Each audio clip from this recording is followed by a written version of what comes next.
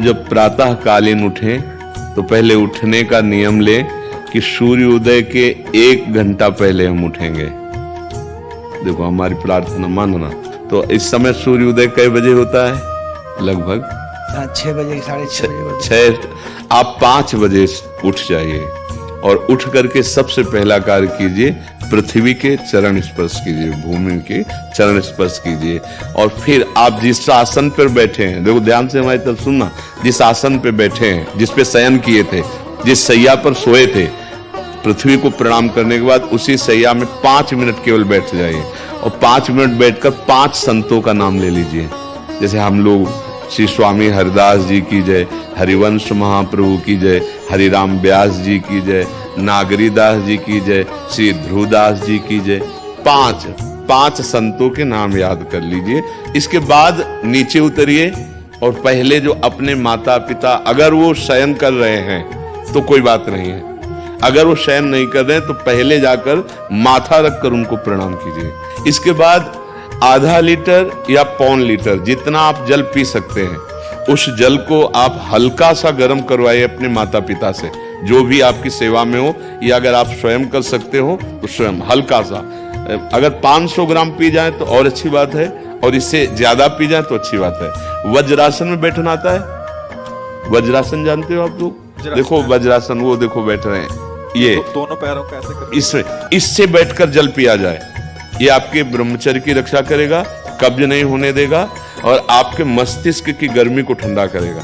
ऐसे वज्रासन में बैठकर धीरे धीरे 5 या 10 मिनट में जल पिया जाए, एकदम न पिया जाए। गिलास में लेकर के 500 ग्राम जल धीरे धीरे उसको पिया जाए।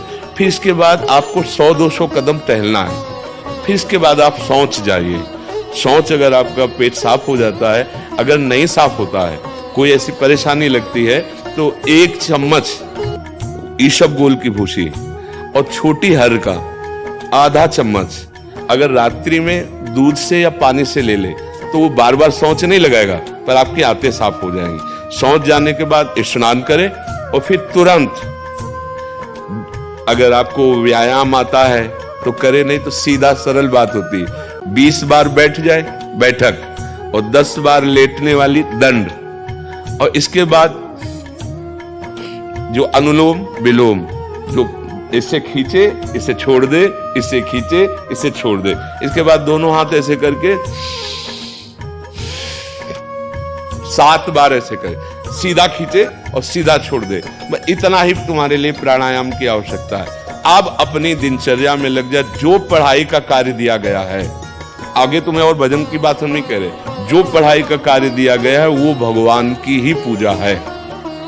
आपकी दिनचर्या जो आपको अपने गुरुजी या टीचर जी को जाके प्रमाणित करनी है, कल जो पढ़ाई गई थी आज के लिए, वो आप सुबह सुबह उस समय व्यायाम के बाद, तो आप देखना आपकी स्मृति बहुत प्रवीण हो जाएगी।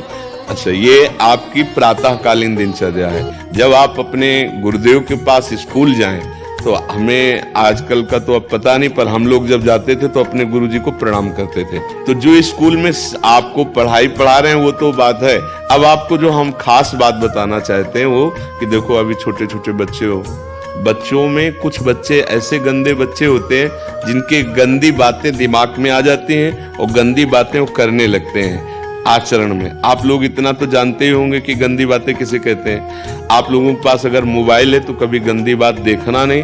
कोई भी बच्चा अगर गंदी बात दिखाए तो अपने टीचर से या अपने माता पिता से जाके शिकायत करनी चाहिए, वो बहुत हानिकारक होती है। कभी कोई भी गंदी बात अपने द्वारा नहीं होनी चाहिए। अभी आप नवीन जीवन धारण किए हुए हैं, आप भगवान की प्राप्ति, देश की भक्ति और बहुत अच्छे अच्छे पदों में जा सकते हैं। अच्छे पवित्र आचरण और पवित्र संस्कार। ब्रह्मचर्य के लिए गंदे बच्चों का संग त्याग करना, गंदी कोई ऐसी हरकत सिखावें या बात सिखावें तो उसको सुन करके छुपा नहीं लेना, तुरंत अपने टीचर से बताना या अपने माता पिता से बताना, और ऐसे बच्चे का कभी संग नहीं करना।